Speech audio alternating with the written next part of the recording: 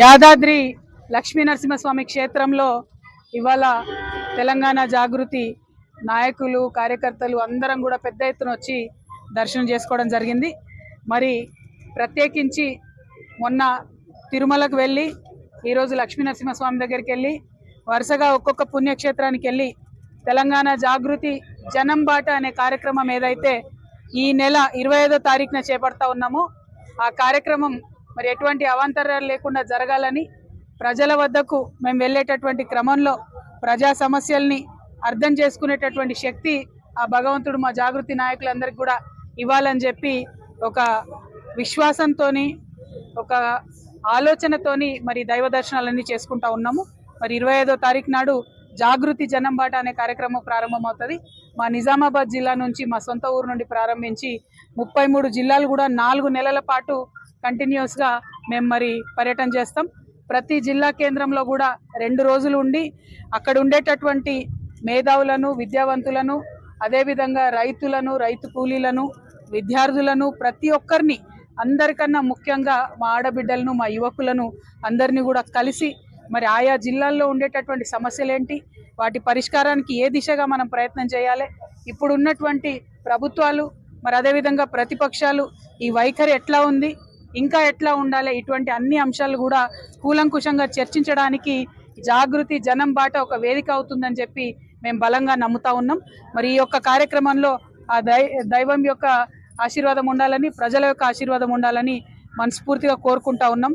మీ అందరికీ తెలుసు, తెలంగాణ రాకముందు మన గుట్ట చాలా విస్మరణకు గురైంది. మన గుట్టకు తెలంగాణ వచ్చినాక చేయాలి. మేము అక్కడ వస్తూ ఉంటే చూసినాం రకరకాల విచిత్రమైన హోర్డింగ్లు అడ్వర్టైజ్మెంట్లు గుట్ట మీద పెడుతున్నారు.